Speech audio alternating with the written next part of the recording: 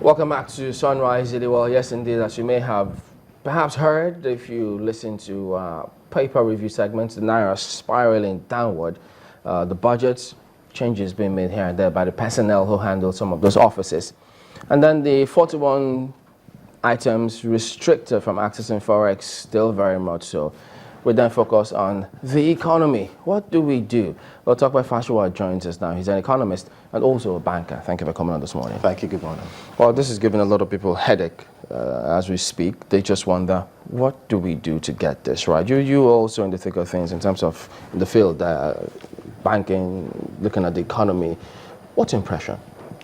Well, it's. I think somewhere along the line we probably decided to plunge into the deep end of the water as far as the economy is concerned. Everybody knows that Nigeria is not the only economy in Africa or parts of Asia or South America that's heavily import dependent.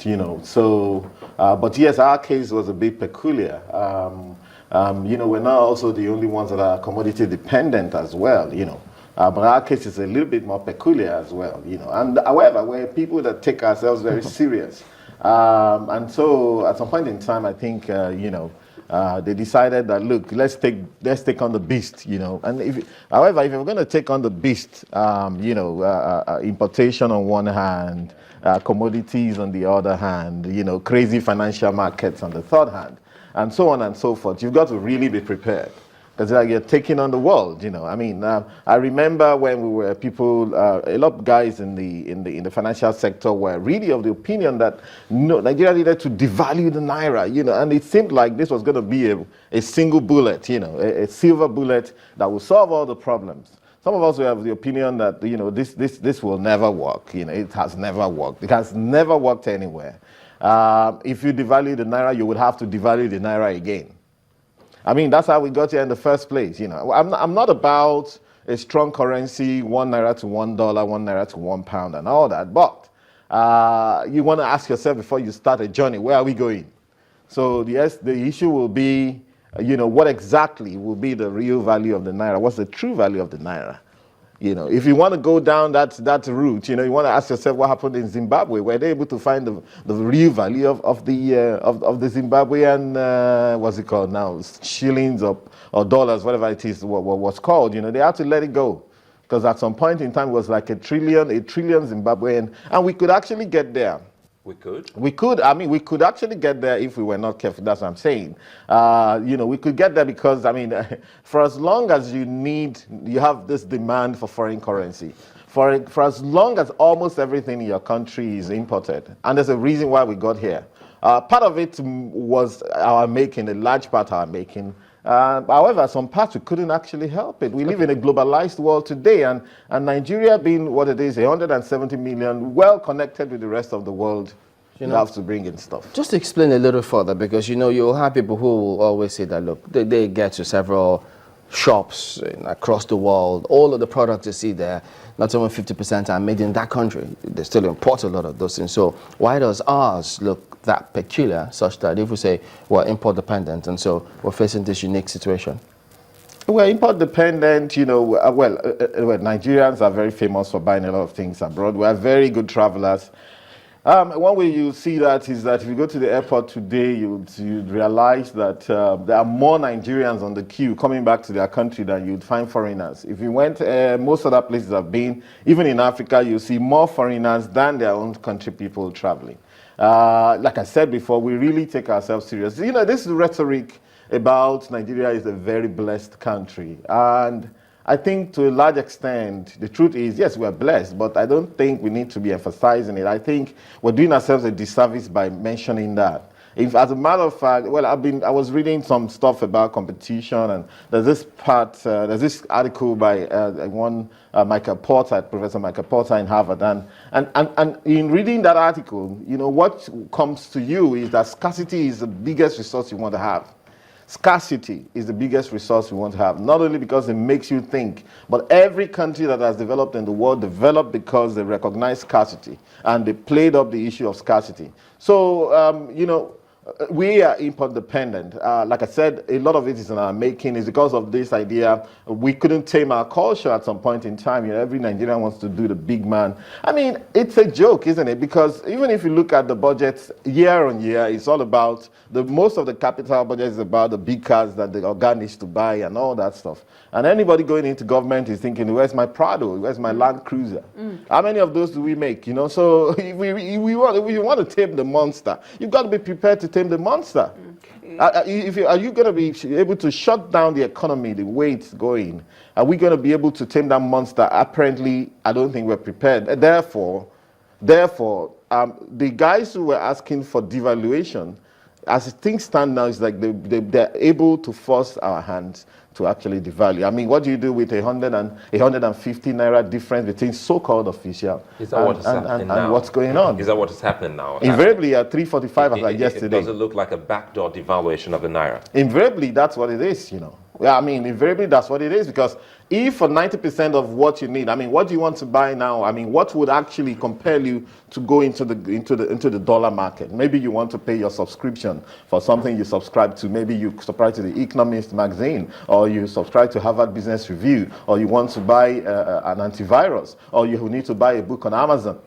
And how do you get that? You know, I mean, you're going to be getting that at that crazy rate of 300 and something to the dollar. Even I heard this one that the banks can give you for close to 300 as well. You know, if you are not getting that, I mean, therefore, what perhaps pains some of us is that, you know, that 199 should also not be available to anybody. I think we should have a level market. You know, it's not a case of government officials are able to get their money at 200. They shouldn't get it at 200. You know, if they wanted to travel abroad on many of their trips, they should also go to the banks. I think CBN should stop selling retail. Why is CBN selling retail? You know, why is it that very restricted market for 1% of active people? You know, why? That's it. You don't need that. You see, I think we have actually gone down the wrong approach, and pulling back will be a tough call, really. There are two major issues that you've raised now. You've raised the argument for devaluation, against devaluation. You don't seem to be in support of devaluation, but you've also talked about what we should be doing, talking about how great economies develop in a time of scarcity, or understanding that scarcity will be the reason why they should develop. Are you seeing that rigorous level of thinking in the area of, you know, development in the face of what it is that we're currently going through? Well, I'm sorry, I don't. That's the truth. I don't, and it's a bit painful because I've dedicated my own time in the last 5, 6, 7 years to that thinking, and I've written a couple of books about it. You know, just my own thought, throw it out there. A number of articles as well. Development is a mindset. You see, in anywhere you go, it is a mindset. If you don't find that mindset, two things we need to think about. Number one, development is a mindset. If you want to be like developed countries, you have to think like developed countries. I mean, recently there was in Davos. You know, I mean, there was this panel in Davos where was anchored by John Defterios. You know, our Minister of Petroleum was there, and one guy from China. You know, the President of Azerbaijan. And we had someone from Russia, and you know, we had this great discussion about crude oil. And of course, our minister he's always been pushing for, look, we need to cut production and then, you know, get the prices up. You know, but all these other guys seem to be a bit more comfortable than Nigeria. And, you know, it seemed like we were just the one out of the water. But one thing that occurred to me was that in all of these guys that were sitting down here, Nigeria was perhaps the most profligate in terms of appurtenances, perks of offices for government officials. I mean, in China, about 2-3 years ago, they cut it that you can't even buy a gift as a government official for people. You can't throw those parties. The last Chinese major party, the CCCPP or whatever it is called, you know, big party, it's a single party, but inside that single party, everybody fits in. They had this big meeting last year that even on the news was the fact that they had cut all the budgets, you know, one water for everybody. You want to buy extra water, you have to pay for it. I mean, President Obama earns $400,000, right? You know, $400,000, and he pays for his own food. And if he needs any banqueting services, they charge him. They charge him for if he receives visitors from outside, you know what I mean? Yeah. So what are we? We take ourselves serious. We have this sense of abundance. We talk about, you know, God has blessed us. God's expressed us with those resources, natural resources, and therefore you can see that where we're going right now is that, okay, we're moving from crude oil, we're talking about solid minerals. It's about digging the ground, taking whatever it is to come from the ground. Who's thinking about the environmental impact? You know, how are we not adding value to that? You know, so development is a mindset. It's rigorous thinking. It's a lot of strategic thinking. The question You've got to lock yourself down in order to project in the future. You have to anticipate the bubble, you know, the what's it called now, the booby traps along the way, and find how you're going to start navigate them. That's the way it works. Where should this thinking be taking place? Should we be seeing it in the area of government, or because there are individuals like you who have been thinking along these lines, or do you think the private sector can actually spark a debate that would force government to listen?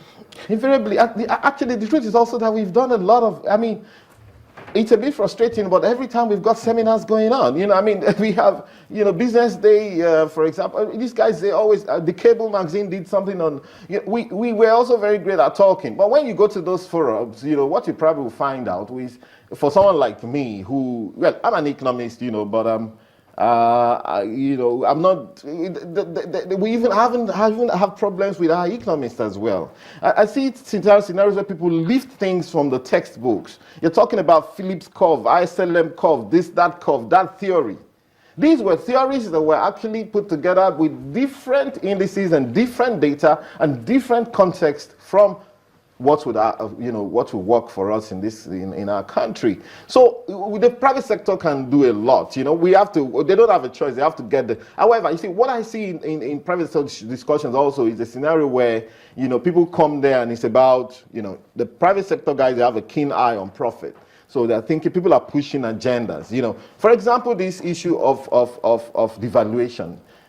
It's madness. You know, we've had people who have said, you know, let's devalue the currency, even when everybody was sure that this devaluation, it's not going to work.